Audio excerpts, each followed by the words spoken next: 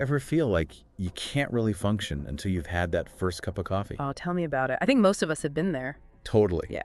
And that's exactly what we're diving deep into today. The world of caffeine. We're going to uncover how it affects our brains and bodies. Because it's more than just a morning pick-me-up, Yeah. right?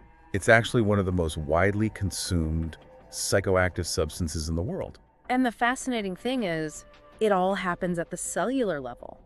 Caffeine is literally changing the way our brains function. So it's not just a taste or a feeling, there's real chemistry happening in there. Exactly. Caffeine is a natural stimulant, and you find it in a bunch of different plants. Yeah. It belongs to this group of compounds called methyl-inxanthines. But the reason it's so powerful is because it has a direct impact on our brain chemistry. Okay, so how does that actually work? Like we drink coffee, we feel more awake, but what's the science behind that energy boost? Well, you've got these little messengers in your brain called neurotransmitters. Okay. And one of them is called adenosine. Adenosine. As the day goes on, it kind of builds up and then it binds to specific receptors in your brain. Yeah. And that signals that it's time to relax and eventually, sleep. So it's like adenosine is the off switch for our brains. You got it. Now, here's where caffeine comes in. It basically blocks adenosine from binding to those receptors. Oh, interesting. It's like caffeine is putting up a big do not disturb sign for your brain's sleep signals. So it's not that caffeine is giving us energy directly. It's more like it's stopping our brains from slowing down. That is a fantastic way to put it. And that's what gives us that feeling of alertness and focus. And that's where things get really interesting. Because our source material mentions that caffeine can actually boost our mental performance in measurable ways. So we're not talking about feeling awake, we're talking about thinking better. Absolutely. There are studies that show caffeine can actually sharpen certain cognitive functions like memory recall and reaction time. Okay, give me an example. Sure, so one study, they found that caffeine helped people remember lists of words more accurately. And that was even hours later. So that afternoon coffee might actually be helping you remember stuff for that big presentation. Good to know. Right. And then another study showed that caffeine could actually improve reaction times in drivers, making them respond faster to, potential hazards. Wow, so that's a pretty big real-world benefit. I can see why so many people rely on their caffeine fix. But the source material also points out that these effects are stronger if you're already tired or sleep deprived, so it's not like a magic bullet. Yeah, you hit the nail on the head. Caffeine is most effective when it's counteracting fatigue. If you're already well rested, you probably won't notice as much of a difference. And it's super important to remember, caffeine's not a substitute for good sleep. Right, so it's like a temporary boost, not a long-term solution for being tired. Exactly. And just like with most things, there can be downsides, especially if you're using caffeine regularly. Okay, let's talk about those downsides. We'll get into all of that right after we take a quick break. All right, so we know caffeine can make us feel more alert. It can even boost our mental performance. But we also know there are downsides to regular caffeine consumption. What should people be aware of? Well, one thing to consider is tolerance. Our bodies are incredibly adaptable, so when we have caffeine regularly, our system kind of adjusts and needs higher doses to get the same effect. So the more caffeine you have, the less effective it becomes. Exactly. And this happens through something called upregulation. Think of it this way. Your brain has these parking spots for adenosine, the off switch we talked about. Right. Caffeine comes in and takes up those spots. But when you keep drinking caffeine, your brain's like, okay, I need to build more parking spots because there are all these caffeine cars around. I like that analogy. So the more caffeine you have, the more your brain tries to compensate. Exactly. And that's why people who drink a lot of caffeine might find they need more and more to feel that same initial kick. It can kind of turn into a cycle that leads to dependence. And I guess that's where those not so fun withdrawal symptoms come in, right? I know the source material mentioned things like headaches, fatigue, trouble concentrating. Yeah, that's exactly it. If you suddenly cut back on caffeine, your brain gets flooded with all that adenosine and it needs time to readjust. That's when you feel those withdrawal symptoms. So it might not be as intense as withdrawal from other things, but it's still something to be mindful of. And speaking of effects beyond the brain, the source material also talks about how caffeine affects other parts of the body too. Absolutely. Caffeine doesn't just work on the brain.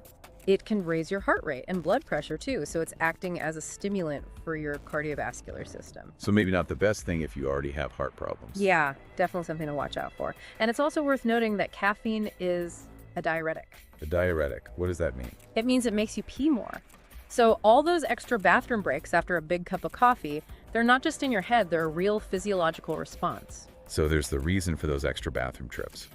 And I think the source material also mentioned anxiety, jitters, and insomnia as potential side effects. Yep, those are on the list too. Caffeine can definitely make anxiety worse for people who already struggle with it, and it can mess with your sleep if you have it too close to bedtime. It seems like caffeine can be kind of a mixed bag. It can give you a boost, but also have some unwanted consequences. Yeah, that's a good way to put it. It's all about finding a balance, understanding how your body reacts to caffeine and being mindful of how much you're having. So let's talk about the big question. Is caffeine addictive? That's something a lot of people wonder about. Caffeine can definitely lead to dependence and withdrawal symptoms, but it's important to remember that it's not usually as harmful as things like nicotine or cocaine. So it's not on the same level as those harder drugs, but it's still smart to be aware of its effects and use it responsibly. Right. It's all about moderation. And the good news is you can definitely manage your caffeine intake. If you slowly cut back over time, you can minimize those withdrawal symptoms and reduce dependence. That's good to know. So where does this all leave us? Is caffeine good or bad? Should we be having that daily coffee or ditching it altogether? There's no easy answer, really. It depends on the individual, You have to weigh the pros and cons and figure out how caffeine affects you personally. So it's about listening to your body and finding what works for you. Exactly. That might mean having your coffee in the morning, but being careful about how much you drink, or maybe limiting yourself to a certain number of caffeinated drinks per day. Some people even switch to decaf when they need a break. Sounds like there's no one-size-fits-all approach when it comes to caffeine. Nope.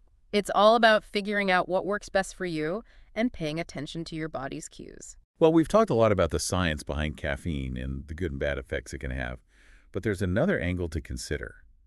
How caffeine is tied into our social lives and culture. I think that's a fascinating topic to explore. It really is. Coffee shops have become these social hubs where people meet up, work, or just relax. And then there's the whole culture around coffee, from the way it's brewed to the art of making latte designs. It's a whole world. It's amazing to think how something as simple as coffee has become so ingrained in our daily lives and traditions. And it makes you wonder, how did people first discover coffee? What did they think about that first cup? Right. It must have been quite an experience. I bet it was. But as we've learned more about caffeine over time, our relationship with it has definitely changed. We know more about the effects, both good and bad, so we're making more informed choices about how much we consume. It's not just a mindless habit anymore. It's about making conscious decisions based on what we know about caffeine and how it affects us personally. Exactly, and that's a really good thing. It means we're taking more control of our health and well-being.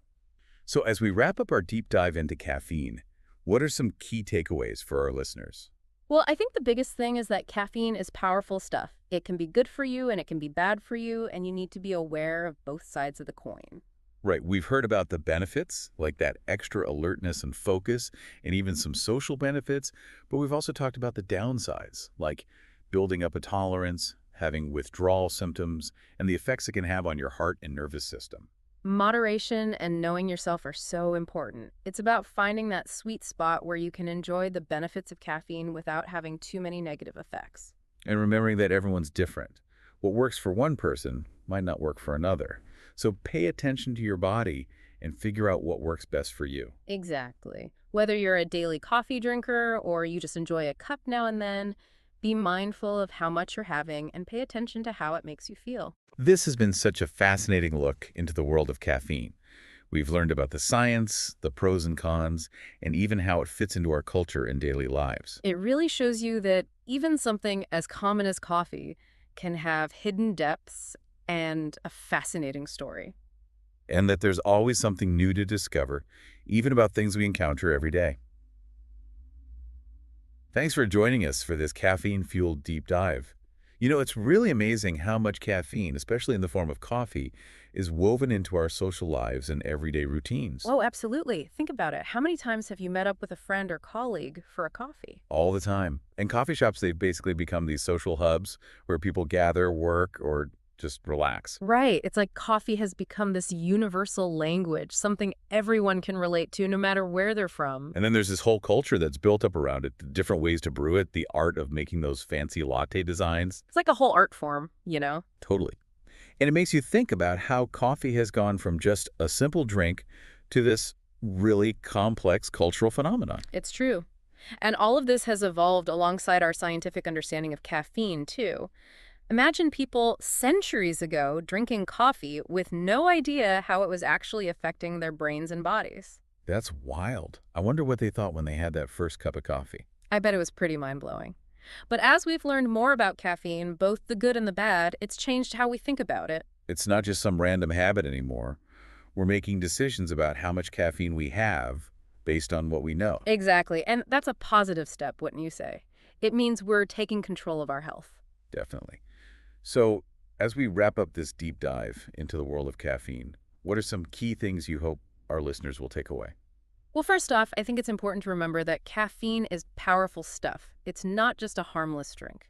Yeah, we talked about how it can have some great benefits like helping us stay alert and focused and even some social perks, but But we also need to be aware of the downsides, like developing a tolerance, maybe getting withdrawal symptoms, and the effects it can have on your heart. so moderation and knowing your limits are key. Exactly. It's about finding that sweet spot where you can enjoy the benefits of caffeine without experiencing too many negative effects. And everyone's different. What works for one person might not work for someone else. So pay attention to your body, see how caffeine affects you, and figure out what works best for you. Right. Whether you're a daily coffee drinker or you just have a cup every now and then, be mindful of how much you're drinking and listen to your body's signals. This has been such a fascinating journey exploring the world of caffeine. We've learned so much about the science, the pros and cons, and even how it's become such a big part of our culture. It's amazing to think that something as common as coffee can have so many layers and such an interesting story. And reminds us that there's always something new to learn, even about the things we encounter every day. Thanks so much for joining us on this caffeine-fueled deep dive. We hope you learned something new and enjoyed the journey. We'll see you next time for another exciting exploration.